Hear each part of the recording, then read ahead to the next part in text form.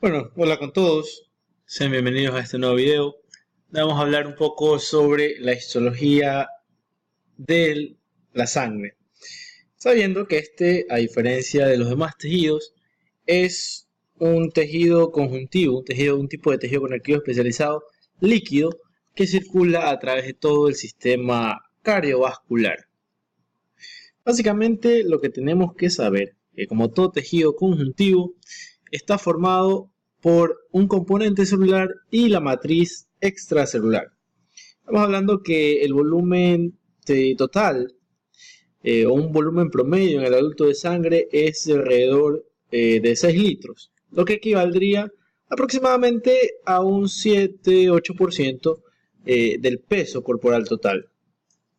Básicamente, la acción de la bomba cardíaca al impulsar la sangre a través del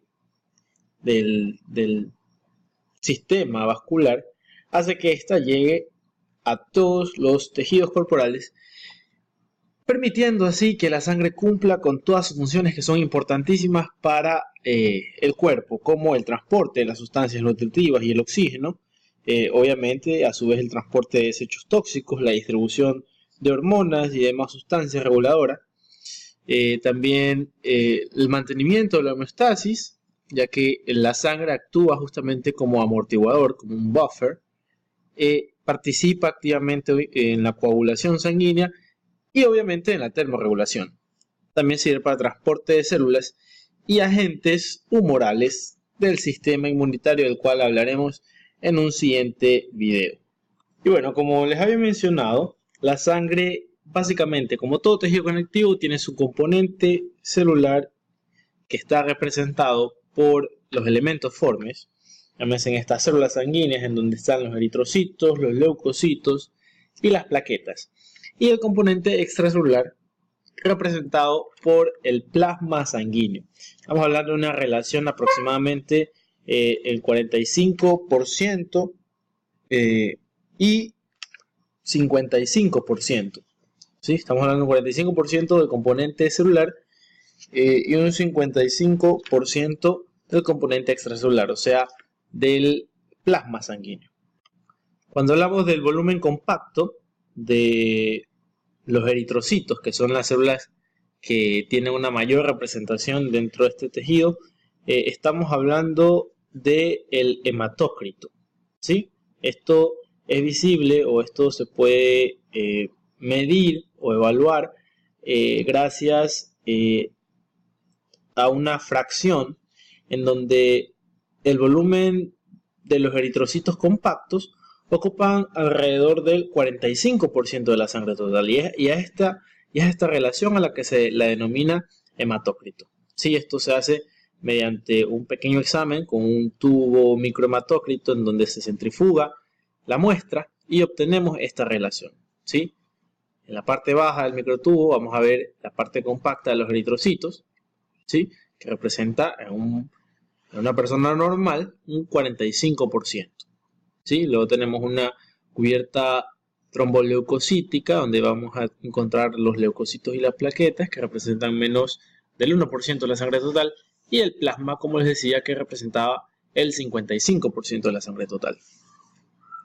Ahora, para realizar un estudio de este tejido, no lo vamos a hacer mediante cortes histológicos porque, como habíamos mencionado al principio, esto es un tejido líquido y es imposible hacer un corte histológico.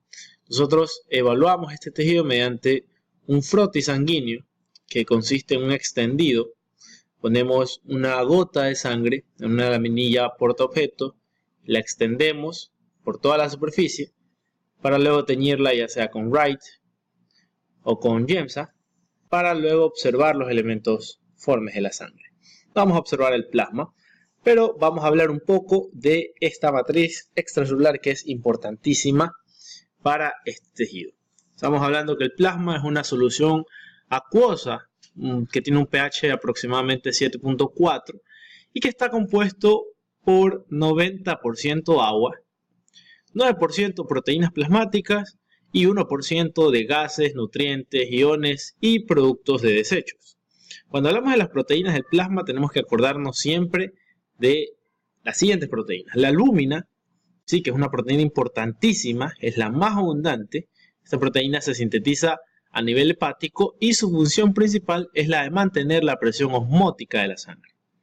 Tenemos otro tipo de proteínas como lo son las alfa y beta globinas, que son también liberadas por el hígado, aunque pueden ser sintetizadas también en otras células. Dentro de este grupo están incluidas las transferrinas, las fibronectinas, la protrombina y otros factores de coagulación. También se las puede considerar a las lipoproteínas y otras proteínas que provienen de distintos tejidos. Por otro lado tenemos a las gamma globulinas, que son básicamente inmunoglobulinas secretadas por las células plasmáticas, de las cuales hablaremos en su momento cuando hablemos de respuesta inmune.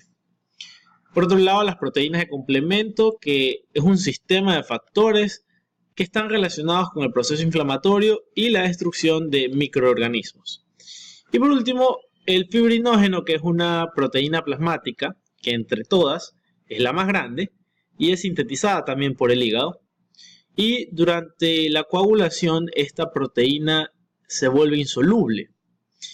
Y esta propiedad hace que se forme una red de fibras que bloquean el paso de la sangre a través de las paredes de los vasos circulatorios. De esto vamos a hablar un poco más detallado más adelante cuando hablemos del proceso de la coagulación.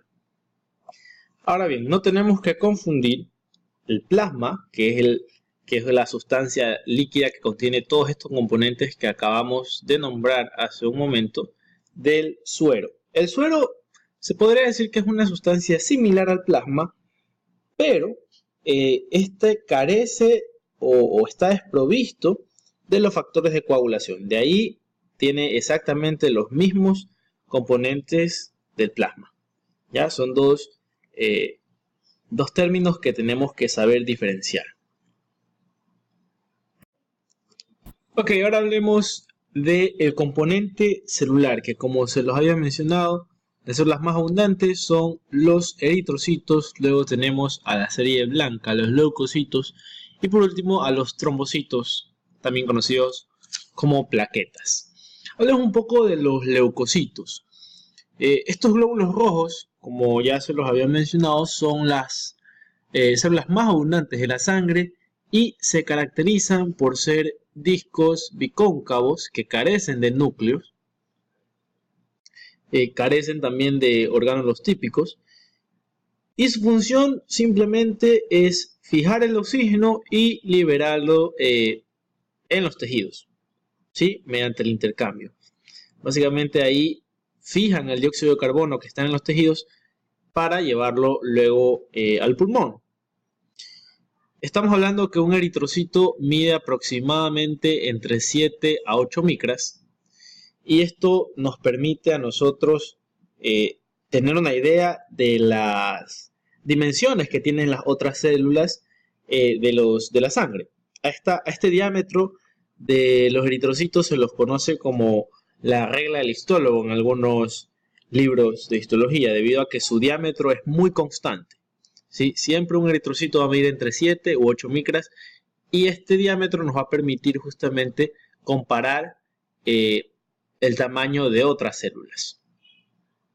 Y bueno, estas células se caracterizan porque suelen ser muy flexibles y tienden a adaptarse muy bien a los distintos diámetros de los capilares sanguíneos en las distintas regiones del cuerpo. Son células que viven aproximadamente 120 días en una persona sana y estos se eliminan debido al envejecimiento.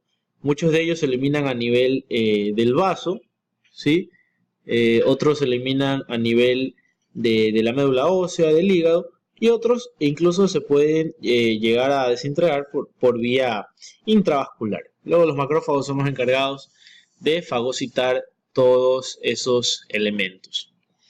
Vamos a seguir hablando de estos elementos formes, o sea, estos elementos sanguíneos de la sangre, un poco más de los eritrocitos en el siguiente video. Nos vemos entonces para continuar hablando un poco más de la bioquímica de estas células.